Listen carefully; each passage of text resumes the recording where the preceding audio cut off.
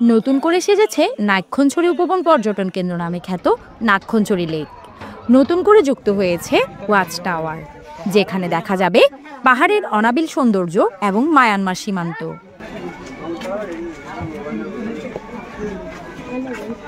তাছাড়া শিশুদের জন্য রয়েছে ভিন্ন মাত্রার বিনোদনের ব্যবস্থা এবং নান্দনিক টঙ্গর ও ঝুলন্ত ব্রিজ।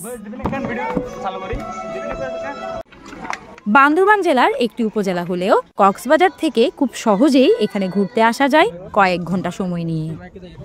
বান্দরবান থেকে 120 দূরত্ব এবং কক্সবাজারের দূরত্ব 35 কিলোমিটার। এছাড়া গয়াল গবেষণা ইনস্টিটিউট রাবার বাগান, চা বাগান এবং শাহসুজা রোড পর্যটকদের আকর্ষণ করে। আমি আমার ফ্যামিলির সাথে আসছি ঘুরতে, এখানে এসে অনেক আনন্দ পাইছি। হ্যাঁ, আসবো অবশ্যই, কারণ এখানে এসে অনেক ভালো লাগতেছে।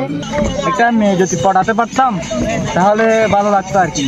একসাথে হাত ধরে ঘুরতে পারতাম, ব্রিজে হাঁটতে পারতাম, কাপল পিক তুলতে পারতাম। আমাদের তো গার্লফ্রেন্ড নিয়ে আসা হয় না, বেসিক্যালি আমরা ভাই ব্রাদার নিয়ে চিল করতে আসি আর কি। আবুল কাশেমের প্রতিবেদনে আঁচল শশী, CCN।